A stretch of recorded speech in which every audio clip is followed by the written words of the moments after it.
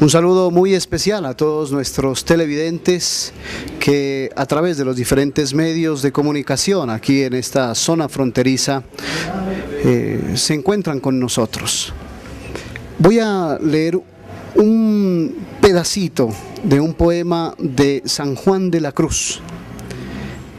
Quedéme y olvidéme, el rostro recliné sobre el amado, cesó todo y dejéme, dejando mi cuidado entre las azucenas olvidado. La noche oscura de San Juan de la Cruz. Está conmigo uno de los laicos que pues tiene muchísima experiencia, especialmente en el tema de la apologética. Se trata del doctor Fernando Casanova. Y en esta oportunidad visita la ciudad de Ipiales para compartir su experiencia, para compartir su conocimiento evangélico a todos aquellos hombres y mujeres que están sedientos de escuchar una palabra de aliento, una palabra de ánimo en este caminar tan difícil cargando la cruz del Señor Jesucristo. Quiero inmediatamente saludarlo y darle la bienvenida a esta ciudad, la ciudad de las nubes verdes. Hola Javier, ¿qué tal? ¿Cómo estás? Bien, qué alegría compartir con usted. Pues yo hablaba extra micrófono y decía, bueno, no sé qué preguntarle, pues me vengo preparando hace más o menos un mes, pero la cosa se complica frente a usted. Bendito sea el Señor. Estamos para servir y mira, lo que estamos haciendo es una contribución a la iglesia. Con nuestros señores pastores, entiéndase los obispos, los sacerdotes y diáconos, estamos colaborando con ellos para informar a nuestra feligresía sobre los valores de la fe católica, sobre el sentido de los sacramentos, sobre esta verdad revelada por Cristo desde siempre y que custodia a manera de depósito la Santa Madre Iglesia Católica. Y mira, Javier, cuando exponemos estas cosas con cariño y con respeto, pero con firmeza, la gente lo acepta, la gente lo asimila, la gente lo aprende. Lo que sí debemos hacer es confiar en los laicos y transmitirle esta doctrina y esta buena noticia en un lenguaje que los laicos lo entiendan, con una estrategia que los laicos la puedan asimilar. Y eso es todo. Y los frutos se ven, porque donde quiera que se expone la fe, no solamente como exposición, como argumentación, sino también para respondiendo a las dudas, a los cuestionamientos y hasta los ataques que algunos tienen, se ha reportado, y esto lo pueden constatar los señores obispos y sacerdotes, se ha constatado una reducción del efecto proselitista de las sectas. Así que vale la pena hacer este tipo de trabajo. Muy bien. Hay un tema que usted lo maneja ampliamente y es el tema de la apologética. Muchas veces algunos de nuestros hermanos laicos se preguntan, ¿y eso qué es? ¿Para qué sirve? Y bueno, la apologética trata esencialmente de la defensa de la fe, pero quienes defienden la fe como usted y como muchos hombres, mujeres católicos que están en este trabajo, pues tienen experiencias especiales de Dios, porque no solamente es razón. La apologética, pues eso significa mucho conocimiento, pero no solamente es conocimiento. Has dado el clavo. Mira, es que no sé realmente a qué se debe el divorcio entre estudio y piedad, o intelecto y espiritualidad. Porque desde hace tiempo Santo Tomás nos enseñó que toda buena teología, toda buena reflexión intelectual cristiana debe terminar de rodillas. Y cada dato nuevo que uno aprende de la fe debe convertirse en una razón adicional para amar al Señor. Y fíjate, otra cosa es que aquí en el reino las cosas son distintas a como son en el mundo. En el mundo, el más que sabe, pues es el más mérito que tiene y sabe y aprendió porque tenía la capacidad intelectual, pero aquí en el reino es distinto. No podemos olvidar la exclamación del Señor en el Evangelio según San Mateo capítulo 11, cuando precisamente los intelectuales no lo entendían. No lo entendían porque sabían tanto que se habían embrutecido, Entonces, el Señor levanta su mirada al cielo y dice: gracias te doy, Padre Celestial, porque estas cosas se las has ocultado a los sabios y a los inteligentes para revelárselas a los pobres y a los humildes. San Pablo lo refuerza cuando dice: lo desechado de este mundo y despreciado de este mundo, a eso escogió Dios para mostrar su gloria y su conocimiento, el conocimiento de su sabiduría. Por eso te decía al principio que todos tenemos la capacidad de aprender la doctrina de Jesucristo, pero no es un mero intelectualismo. O sea, si esto se queda en la cabeza, pues perdiste el tiempo. Es más, te condenas si se queda en la cabeza y no lo vives, porque sabiendo la conciencia no lo practicas. Lo que uno sabe hay que transmitirlo en vida, testimonio, apostolado. Por eso es que los expertos en espiritualidad dicen que si tú pretendes ser una persona espiritual y no haces apostolado, y entiéndase como parte del apostolado la evangelización y el testimonio, si no haces esas cosas, no eres un ser espiritual. O sea, ambas cosas tienen que estar unidas de la mano.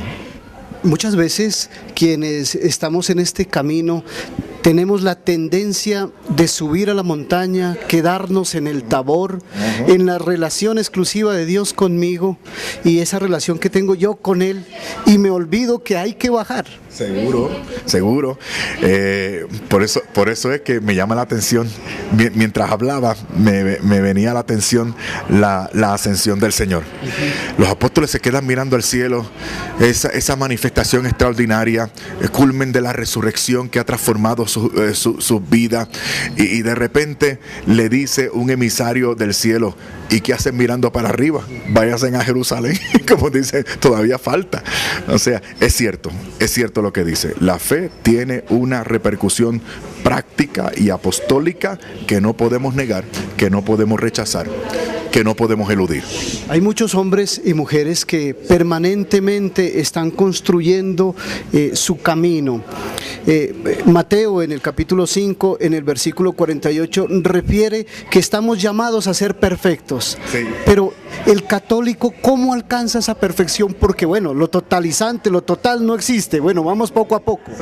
Seguro. Sí, por eso es que nosotros llamamos a la perfección, a la que aspiramos todos, la llamamos santificación. O sea, es un proceso de perfección, por eso termina en Sión.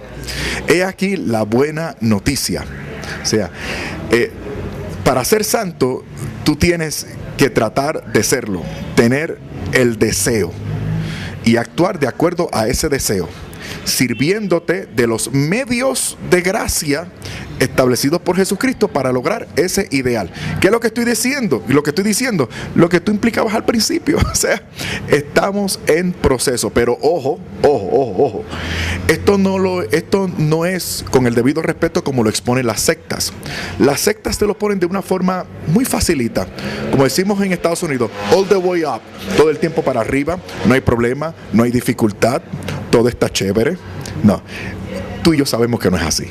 La vida cristiana, si seguimos por ejemplo el ejemplo de los santos, la Santa Escritura también, para aquellos que no quieren seguir la tradición, te vas a dar cuenta de que en la vida de cada hombre y mujer de fe siempre hubo altas y bajas, y llegaron a ser grandes hombres de Dios, como por ejemplo David en el Antiguo Testamento.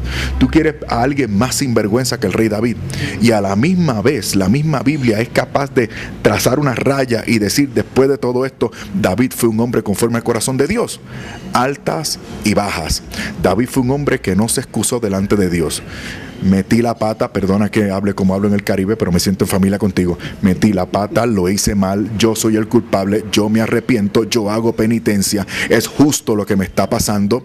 Y cuando después de aquel capítulo nefasto con el adulterio y el niño que murió y culpa de una ventana, sí, porque se puso a mirar lo que no debía de mirar.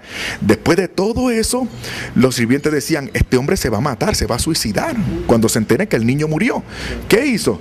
Se levantó, se sacudió el polvo, se bañó, se vistió, se perfumó y siguió hacia adelante. Esa es la vida, esa es la vida de fe, esa es la vida de santidad. Comenzar y recomenzar una y otra vez. Cuando analizamos la vida de los santos nos damos cuenta de que hay altas y hay bajas. A la baja A la baja la llama la rica tradición espiritual de la iglesia aridez espiritual. Y nadie llega a ser santo si no pasa y supera momentos de aridez espiritual, que son los momentos en los que los músculos de tu espíritu sufren esa resistencia que eventualmente los hace más fuertes y más grandes. Frente a este tema de la aridez y de la sequedad, hay muchos santos que han referido esto. En el principio refería un poema de San Juan de la Cruz, precisamente en esa noche oscura. Exactamente. Y entonces hay muchos más. Por ejemplo, San Francisco de Asís, la Madre Teresa refiere noche oscura. Sí, mire, la gran Santa Teresa de Jesús, pero también interesantemente, más cercano a nosotros, la Beata Madre Teresa de Calcuta. Uh-huh. Es interesante porque salió un escrito de ella, fíjate. Salió un escrito de ella en el que ella relata un momento de aridez espiritual. Y claro, los medios de comunicación se alteraron y reaccionaron, pero ¿cómo es posible que esta santa así diga que no tiene fe, diga que no siente a Dios? Porque está pasando por un momento de aridez espiritual. Ella decía, entre otras cosas, que se sorprendía ver a sus hermanas tan contentas, mientras que ella en ese momento pensaba que lo que hacía no tenía sentido. Estaba pasando por la noche oscura del alma, estaba pasando por un momento de aridez espiritual. Sin embargo, cuando nosotros veíamos a la Madre Teresa de Calcuta, tú que eres un hombre de medios, ¿Cómo la veíamos? Sonriente la mujer, alegre, haciendo lo que tenía que hacer. Porque los santos nos han enseñado que un momento de aridez espiritual se pasa pasándolo. Es decir, por ejemplo, no tengo ganas de orar, pero voy a orar. No, hay otros cultos más espectaculares y emotivos de la misa que la misa, pero no me voy para otro culto, yo me voy para la misa, porque fue lo que estableció Cristo para que yo me cristificara y me promoviera en la fe. Así es como se llevan a cabo, así es como se superan los momentos de aridez espiritual. Pero para esto, como decía la gran Santa Teresa de Ávila, decía que hay que tener verdadero deseo de santidad. No recuerdo ahora las palabras, pero al final decía, aunque no pueda, aunque reviente, aunque me muera. Nada te turbe, nada te falte, también nada te falta. Quien a Dios tiene, lo tiene absolutamente todo. Entonces, en esa medida, ¿cómo el laico, cómo aquel hombre que en este momento pasa su noche oscura, no solamente espiritual, sino también esa noche oscura en familia, corporal, con la enfermedad, cómo puede avanzar? Mira, la mejor medicina es prepararse para ese momento. ¿Y cómo uno se prepara para ese momento? Primero, déjame decirte que San Pablo presenta esto como una carrera. Y San Pablo habla de esto como el atleta que se entrena y que corre y que persiste. Exactamente. La mejor manera es prepararse para esto. ¿Cómo uno se prepara para esto? Bueno, primero sabiendo que esto es un proceso y que en este proceso tú tienes que preparar. ¿Y cómo uno se prepara? Con disciplina. Disciplina, perseverancia, valores, carácter. Así es como uno se prepara. Hablando de disciplina, uno necesita un plan de vida. ¿Qué es un plan de vida? Un régimen constante, diario, semanal y mensual y anual de ejercicio, de oración y ejercicios espirituales. O sea, uno tiene que prepararse porque esto es un proceso. Vuelvo y te digo con el debido respeto. Yo sé que para las sectas es más fácil, porque las sectas te presentan esto como un evento súbito en el cual tú recibes la unción y se acabaron tus problemas. Pero nosotros, los católicos, aunque perdamos feligresía y tengamos esa desventaja humana de que la gente prefiere lo fácil y automático, que es una cosa utópica, inexistente, aún así nosotros los católicos tenemos que decir la verdad. Y la verdad es que esto es un proceso. Por ejemplo, si yo fuese un pastor con el debido, perdóname, hablo con respeto, pero digo la verdad. Si yo fuese un pastor evangélico, te podría predicar del capítulo 37 de Ezequiel. Y podría exhortarte para que tú profetices como profetizó Ezequiel. El Señor llena tu boca y van a ocurrir milagros y prodigios. Porque eso es lo que dice el capítulo 37 de Ezequiel. Eso es fácil. Lo que no te dice ese predicador son los 36 capítulos anteriores en los cuales el profeta se tuvo que ganar la confianza de Dios para poder testificar. Porque Dios siempre actúa a través de procesos. El Éxodo. Dios libera al pueblo de Israel con portentos y milagros y les promete una tierra que emana leche y miel, la tierra prometida. Yo se la doy a ustedes, dice Yahvé de los ejércitos, es de ustedes, yo se la doy. ¿Cómo se la dio? Pásate 40 años por el desierto. Después de 40 años, estamos frente a la tierra prometida. ¡Qué bueno, ya llegamos! Ah, muy bien, yo se las regalo, entren y peleen. Pero no es un regalo. Así funcionan las cosas de fe. O sea, hay que tener, y claro, y nosotros somos honestos y lo decimos. Otra cosa es, esto que yo estoy diciendo no es para que la gente se ponga triste ni pesimista. Esto es para que la gente se prepare, porque estamos hablando, para responder a la pregunta, tú tienes que prepararte, y el prepararte para la lucha, llevarla a cabo y vencer, es lo que da sentido y alegría a tu vida. Ahí por allá afuera hay mucha gente hablando de victoria, victoria, victoria. ¿Qué es victoria? Victoria es lo que se logra después que se pasa por una batalla y se vence. Y para hacer todo eso te tienes que preparar. Antes de todo lo que ha ocurrido, te tienes que preparar. Así que esa es la respuesta. Hay que prepararse. Hay que mirar con fe estas cosas. Cuando venga el oprobio, la necesidad, los problemas, saber que la mejor manera de superar un problema es a través de él. No se puede evadir. No se puede evadir, como te dicen otros. Confiesa con tu boca que el trabajo viene por ahí. Hombre, no. Confía en Dios. Pídele a Dios que puedas conseguir el trabajo y sal a buscarlo. Y Dios te va a ayudar. Hay muchos, haciendo un poco de juez, que no tengo absolutamente nada, y con todo el respeto para mis hermanos laicos, pues hay muchos hermanos laicos que vamos a la misa, que vamos al culto de la iglesia, que hacemos el Santo Rosario, que hacemos una cantidad de novenarios y creemos que la cosa termina allí. Uh-huh. Pero lamentablemente nosotros no hemos dado el paso que debemos dar, porque nos quedamos enajenados como el corchito que está nadando allí en el río y no sale y no sale y no sale y está en su comodidad. Frente a eso, ¿qué debemos hacer los laicos? Hay que salir del área de confort. O sea, mira, muéstrame a un hombre conforme con todo lo que le rodea y yo te mostraré un hombre que ha comenzado a morir. O sea, aquí en cuestiones espirituales nadie puede estar conforme, todos tenemos que buscar, porque estamos en ese proceso. Otra cosa interesante es que no podemos caer presa de lo que precisamente criticaba el Señor en el Evangelio, en lo exterior, que era una de las luchas que tenía nuestro Señor, Dios y Salvador Jesucristo con los religiosos de la época, que pensaban que la relación con Dios se estipulaba o se cumplía en la manera en que tú llevabas a cabo unos estatutos y dabas el mínimo, y Jesucristo lo llevó al extremo. O sea, para la respuesta a la pregunta es la siguiente: tú tienes que dejar ese conformismo y convertirte en una persona radical, como lo demostró el Señor, sin conformarte. El Señor dice, bueno, ¿qué dice la ley? Pues el que comparte su lecho con una mujer que no es la propia comete adulterio. Yo les digo a ustedes que el que la contemple deseándola en su corazón ya pecó, ya adulteró con ella. A ustedes en su ley dice que el que mate a su prójimo se convierte en reo de muerte. Yo digo que el que desprecia a su prójimo y lo llama imbécil ya es un asesino. O sea, ¿por qué? Porque Jesucristo llevó esto al ámbito del corazón. Nosotros en espiritualidad católica le llamamos a esto la rectitud de intención. Si alguien, siguiendo el ejemplo que muy bien diste, dice yo hago el novenario, yo cumplo con mis responsabilidades religiosas, pues nosotros respondemos, la sabiduría espiritual responde, ¿cómo lo hiciste? ¿Lo hiciste con tus miembros? ¿Lo hiciste con tu corazón, desde tu corazón? ¿Lo hiciste con rectitud de intención? O sea, ¿lo hiciste como el publicano que remordido por su conciencia, en un ejercicio honesto consigo mismo, dice, ten piedad de mí, Señor, que soy pecador?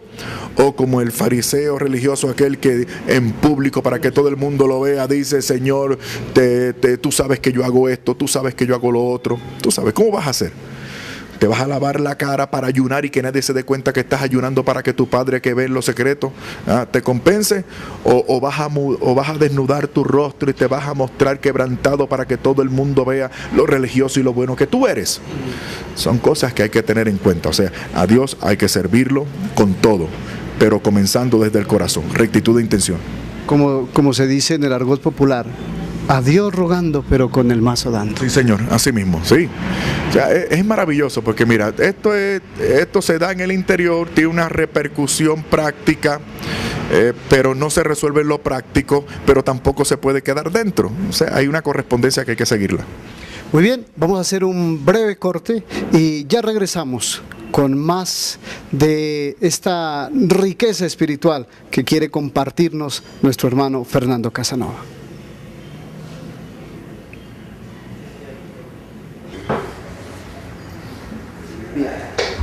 Qué buena hacer entrevista con gente inteligente. Avanzamos en esta charla, en este diálogo que sostiene nuestro hermano Fernando con cada uno de ustedes que está en sus casas observando esta entrevista. Bien, hablemos un poco acerca de un tema que está latente, un tema que no se lo puede excluir, un tema que nos involucra absolutamente a todos, y es el tema del relativismo, especialmente en los jóvenes. Pero en ese relativismo han entrado también papá y mamá, porque han sido consentidores. Seguro. Perdona que comience con esto, pero me viene a la mente, tengo que aprovecharlo. Unos papás que no quisieron bautizar a su hijo y esperaron a que tuviera como 12 años. Luego a los 17 el niño se revela, dice que va a querer lo que le dé la gana y que él puede hacer lo que le dé la gana. De hecho era menor de edad. Pero los padres le dicen, no, usted está en esta casa, usted tiene que hacer lo que decimos nosotros y regirse por la casa. Y el muchacho le pregunta, ¿por qué me hicieron bautizar a los 12 años? Él sabía la respuesta. La madre le dijo, porque nosotros queríamos esperar a que tú tuvieras, como decía, a que tú tuvieras uso de razón para que decidieras si querías ser o no cristiano. Y dice, bueno, pues yo estoy haciendo uso de razón y ahora decido no hacer cristiano y hacer con mi vida lo que me dé la gana. ¿Ya? Lo que quiero decir con esto es que a veces nosotros los padres somos cómplices. O sea, nosotros los padres no ejercemos nuestro liderazgo, un liderazgo con amor y con ejemplo, porque otra cosa es el liderazgo de haz lo que te digo, pero no, o sea, no hagas lo que yo hago, sino lo que te digo. Entonces, los padres tenemos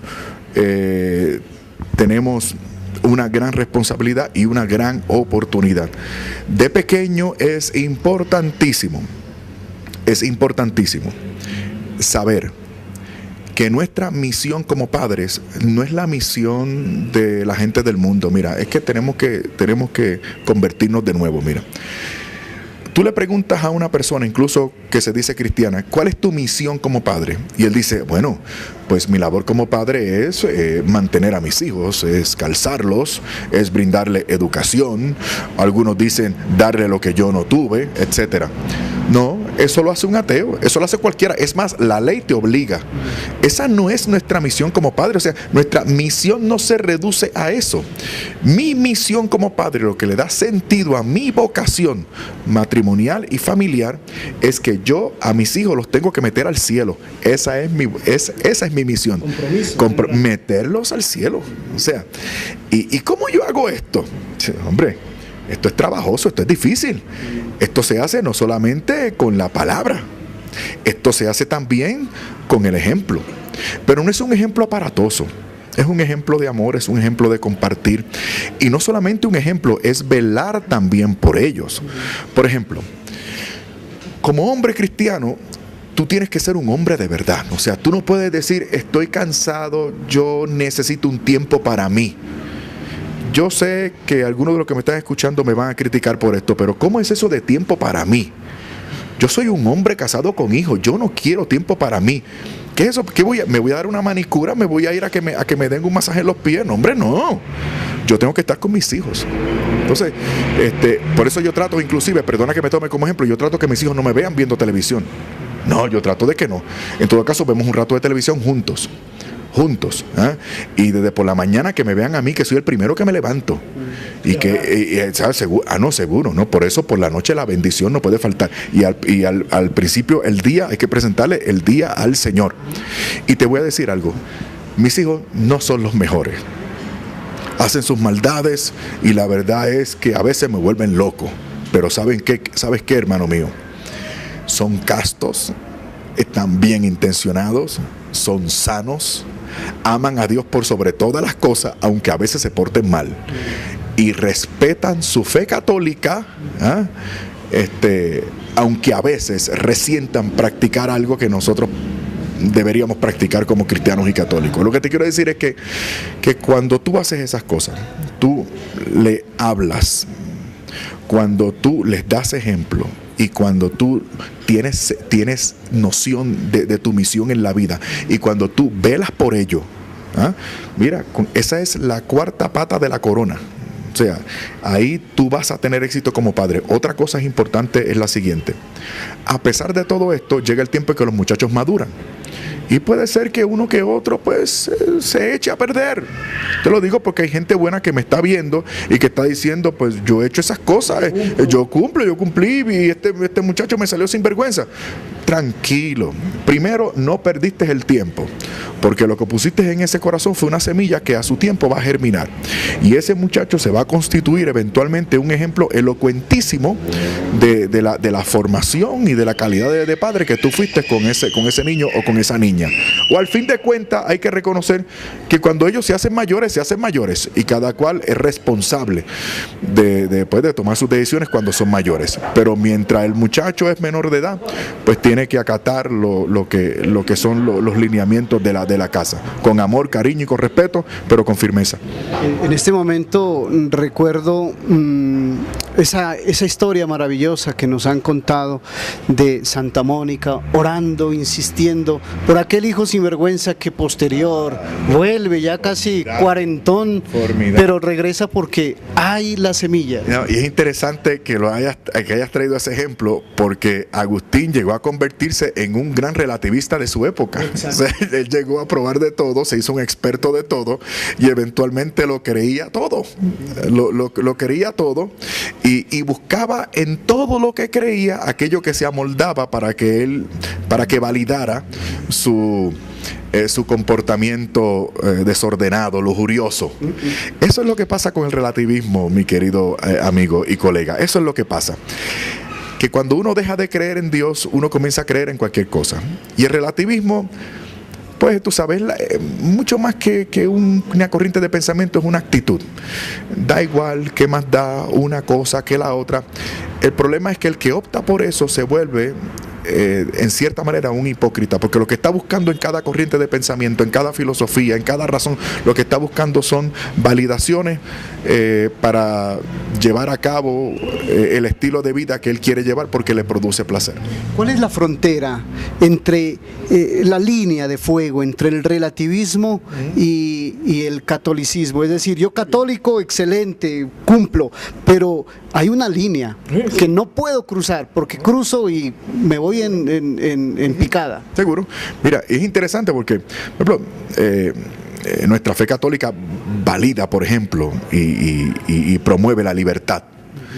O sea, la libertad. Y nosotros decimos, y podemos mencionar muchísimos papas, y de hecho es parte de la moral católica y de nuestra doctrina social de la iglesia, la libertad que tienen los hombres. Pero para tú ser libre verdaderamente, tú tienes que amar. O sea, una persona que odia no puede ser libre, y una persona que cree lo errado no puede ser libre. Si yo creo que soy un animal y me comporto como un animal, no puedo ser libre. Por eso es que la iglesia, para promover la libertad, le dice a los hombres: no actúes como un animal. Es decir, contrólate. O sea, tú tienes que ser prudente, tú tienes que ser justo, tú tienes que ser fuerte, tú tienes que ser templado, es decir, tú tienes que ser casto, tú tienes que ser puro, porque de esa forma tú eres libre. O sea, lo primero que yo le planteo a mis hermanos católicos es que sepan eso. Cuando la iglesia católica establece con la autoridad de Jesucristo unos lineamientos, o esa línea que tú dices, la hace no para restringirte, sino para que seas libre.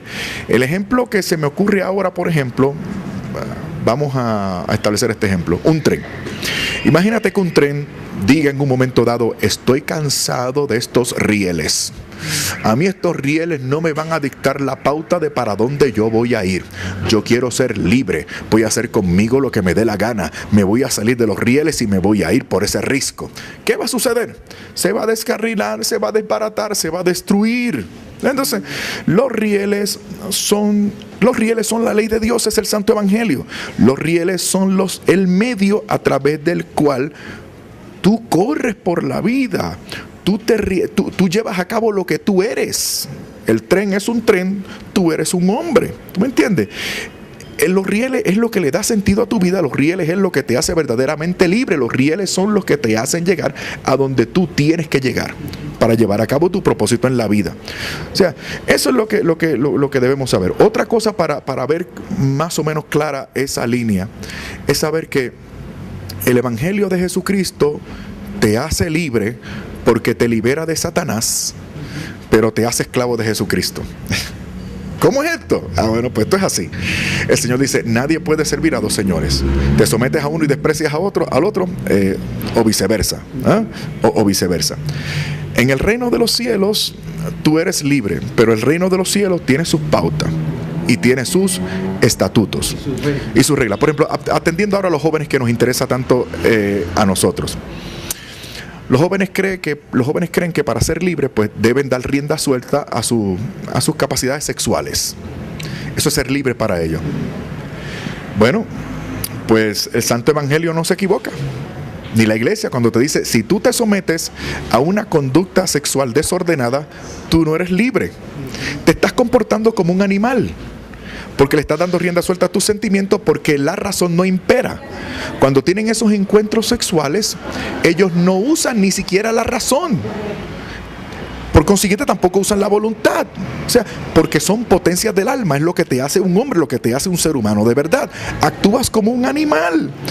El animal no tiene razón. Se aparea, copula, no le importa dónde sea, no le importa cómo sea, lleva a cabo sus instintos. Nosotros tenemos la razón. Tú me estás diciendo a mí que un joven que no utiliza la razón en el sentido de que un embarazo no deseado, una enfermedad venérea, ¿tú me entiendes? Mi reputación, el futuro de esa mujer que yo digo amar, o sea, otra cosa es que un comportamiento desordenado te lleva al vicio. ¿Qué es lo que está sucediendo? Esto, hermano mío, yo no sé por qué los medios de comunicación no hacen, con el mismo esmero que denuncian el mal comportamiento de algunos curas, no ponen ese mismo esmero para hablar de lo que está ocurriendo con los vicios allá afuera. Los jóvenes están cayendo presas del vicio, no solamente de la droga, sustancias controladas e ilegales, sino también están cayendo víctimas del vicio del sexo. Y eso los está llevando a una conducta que eventualmente no hace que ellos puedan laborar, no pueden estudiar, no pueden echar para adelante en la vida. Cuando la iglesia te dice a ti, esto es solamente un ejemplo, sé casto. Ser casto es la forma en la que un hombre echa para adelante en la vida. Un hombre que está pensando en la próxima botella de alcohol que se va a tomar, o en la próxima marihuana que se va a fumar, o con la próxima persona que va a tener sexo, no es una persona productiva. O sea, cuando la iglesia católica dice las cosas con la autoridad de Jesucristo, lo hace para que tú y yo seamos libres. No lo hace porque nos odie, nos desprecie o nos quiera reprimir. En este momento se me ocurre frente a esa respuesta, hermano Fernando, un tema que lo tocan casi que todas las naciones, y es el tema de la libertad frente al sexo y la utilización de preservativos, y la libertad frente al matrimonio, y la libertad frente a las uniones homosexuales, todo esto. Frente a esto, ¿la iglesia se equivoca o no se equivoca al restringir? Ya lo escuchamos, pero me gustaría que hagamos énfasis en este tema. Mira, es como, déjame ver cómo lo digo. Es que, por ejemplo, vamos a comenzar por aquí. El uso del preservativo o condón. Lo promueven los gobiernos, muchos de ellos lo establecen como pauta de su política pública, etcétera. O sea, ¿dónde está el razonamiento científico en el sentido de que el virus VIH traspasa la membrana del látex? ¿Sabes? ¿Dónde está el hecho de que la utilización de métodos anticonceptivos no te ayudan a prevenir cerca de 50 enfermedades de transmisiones sexuales como el herpes genital? O sea, no hay garantía. De hecho, los medios artificiales de control de la natalidad son menos efectivos que el control natural, mediante la regulación del ciclo de fertilidad de la mujer. O sea, a mí lo que me choca, Javier, es que ¿cómo es posible que se establezcan políticas públicas basadas en nociones generales que tiene el público? Porque hay ciertos intereses económicos envueltos, por cierto. Pero si a ti lo que te interesa es el bienestar de la gente, pues analiza todas las posibilidades, incluso de índole científica. Pero no, para que tú veas que inclusive hasta en ese punto, los que están allá afuera en contra de la posición de la iglesia se están equivocando. Decir, por otro lado, que un hombre o una mujer no pueden abstenerse de tener relaciones sexuales es tratarnos de animales una vez más. A mí me ha dicho no más, escúchame bien, no menos de, bueno, ahora no tengo el número, pero varios médicos, entre ellos urólogos, me han dicho que no es cierto lo que se dice allá afuera, en el sentido de que si un hombre no tiene relaciones sexuales, eso termina por hacerle daño a sus órganos reproductivos, etcétera. Y dicen que no hay ninguna prueba científica de que la ausencia de comportamiento sexual afecte física o psicológicamente a una persona. De ninguna manera. Y como quiera que sea, hay una forma moral de canalización de la capacidad sexual, que es el matrimonio, para el cual hemos sido llamados la mayoría de las personas. Hay un tema, entrando ya en la recta final de este encuentro con usted, hermano Fernando, y usted tocó una palabra ya casi al final. Se trata de la moral. Sí. Moral objetiva y moral subjetiva. Algo que viene de un filósofo bastante discutido, bastante importante, en fin, sobre ese tema. Sí, mira, hay gente que dice, siguiendo la corriente del relativismo, que la moral es subjetiva, en el sentido de que yo decido, en el sentido de que yo soy el criterio de autoridad para estas cosas. La verdad es que el mundo es hipócrita, porque no es cierto. Tiene que haber una autoridad y un punto de vista objetivo, porque si no, ¿quién controla el comportamiento ciudadano allá afuera en la calle?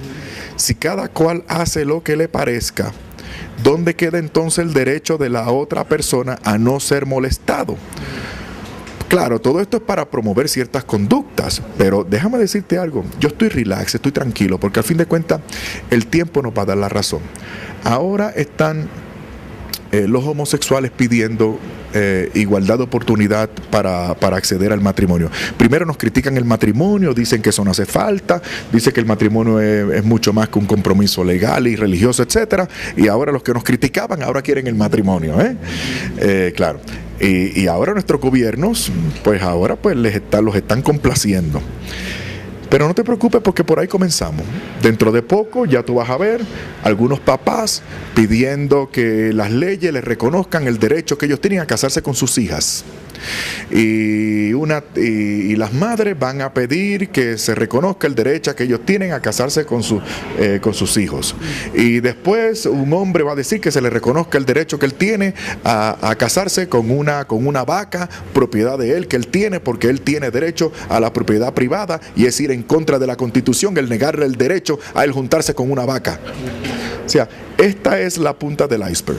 Cuando traspasamos el orden moral natural establecido por la propia naturaleza, lo que se abre, hermano mío, es la caja de Pandora. Y eventualmente, Dios nos ayude, vamos a ver lo nefasto que va a ser este comportamiento inmoral al cual se ha abocado muchísima gente, y al cual lamentablemente los medios de comunicación quieren arrastrar a nuestros hijos. Ya veremos lo que va a suceder.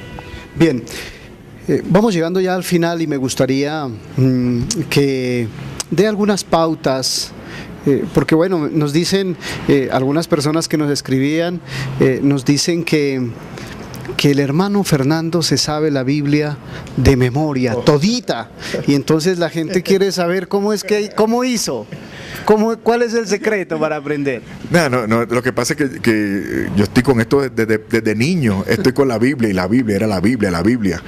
Yo recuerdo que, claro, yo me crié, tú sabes que yo fui protestante evangélico, yo nunca había sido católico, pero nosotros éramos en mi familia de los evangélicos de antes. Los evangélicos de antes leían mucho la Biblia y trataban de aprender muchos pasajes bíblicos, sí.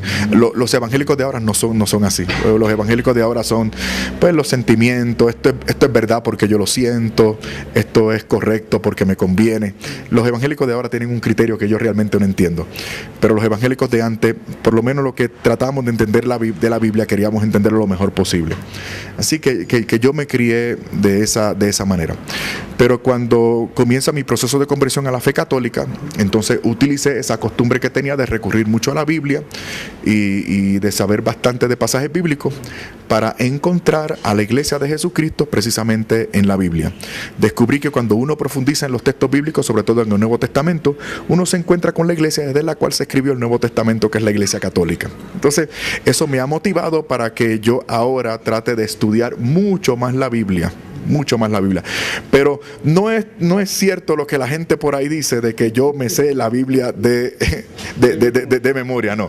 Pero si alguien me reta, por ejemplo, diciendo que la Biblia no hace falta, perdón, que la iglesia no hace falta, o que la intención de Jesús no fue establecer una sola y única iglesia, pues yo le tengo que citar Mateo capítulo 16, versículo 18, Primera de Corintios capítulo 12, versículo 13, Evangelio según San Juan capítulo 10, versículo 16, Efesios capítulo 1, versículos 22 y 23, Efesios capítulo 3, versículo 10, y Primera de Timoteo capítulo 3, versículo 15.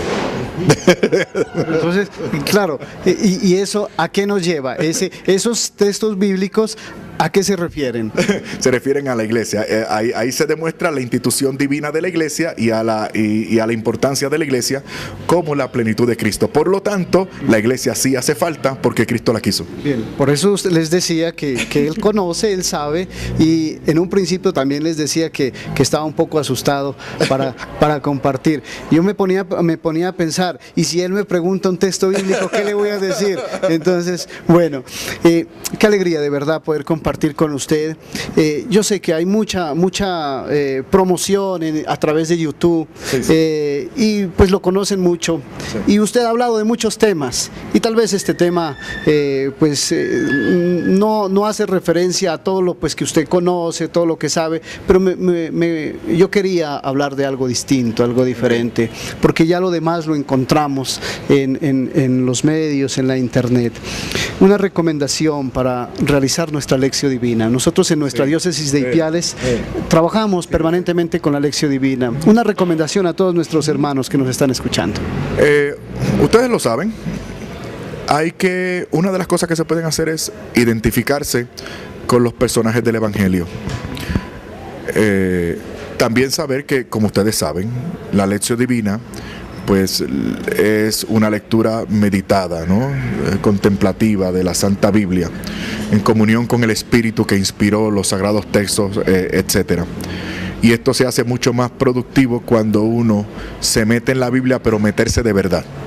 O sea, no yo la estoy leyendo y qué bonito lo que el Señor me dice, todo eso es cierto. Pero una estrategia es identificarse con los personajes del Evangelio.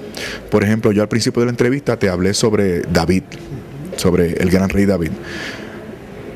Yo te digo a ti que yo tuve una experiencia espiritual cuando yo por fin me identifiqué con el rey David. Mientras yo veía al rey David con sus grandes ejecutorias y con sus errores dramáticos, pues yo lo entendía como un personaje interesante, un personaje del cual podía predicar. Pero cuando yo me identifiqué como David, cuando yo dije, caramba, yo soy como David, ahí fue que yo me di cuenta de que yo tengo el poder para ser bueno o para ser malo. Y si soy malo, puedo recuperarme y ser un hombre conforme al corazón de Dios. Cuando eso es solamente un ejemplo. Por eso le digo a la gente, cuando vuelva a leer el Evangelio, identifícate con la Magdalena, identifícate con la mujer adúltera, identifícate con Juan, identifícate con Pedro, identifícate con Judas, identifícate con el centurión. O sea, métete y trata de identificarte, trata de decir, este que se está relacionando con el Señor soy yo. ¿Qué es lo que yo estoy haciendo? ¿Qué es lo que el Señor me dice?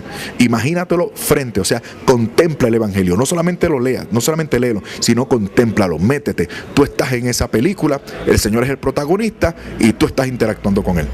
Bueno, muchísimas gracias, hermano Fernando, por compartir con nosotros. Finalmente, me gustaría que le recomiende a todos nuestros hermanos un texto bíblico para que hoy, en este momento, después de terminar este encuentro, puedan meditarlo. Sí, seguro. Efesios capítulo 3, versículo 10. Ahí dice que la multiforme sabiduría de Dios se manifiesta en y por la iglesia. Si uno quiere estar en contacto con la mente de Dios, para introducirse en la mente de Dios, tú debes estar en comunión con esa institución establecida por el Señor, para que tú descubras el mensaje completo del Evangelio santo y puro. Así que hay que quitarse esas gringolas, esos prejuicios, y hay que comenzar a ver a la iglesia con sus luces y sombras, como esa ancianita que camina lento pero camina seguro.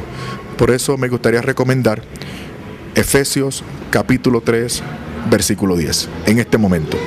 Bueno, muchísimas gracias por compartir con nosotros. A ustedes allá, invitarlos para que sigan perseverando, para que no desfallezcan en su fe, para que sigan trabajando en sus grupitos de familia y para que lean permanentemente, constantemente la palabra de Dios. Sobre todo, para que hagan vida el Evangelio.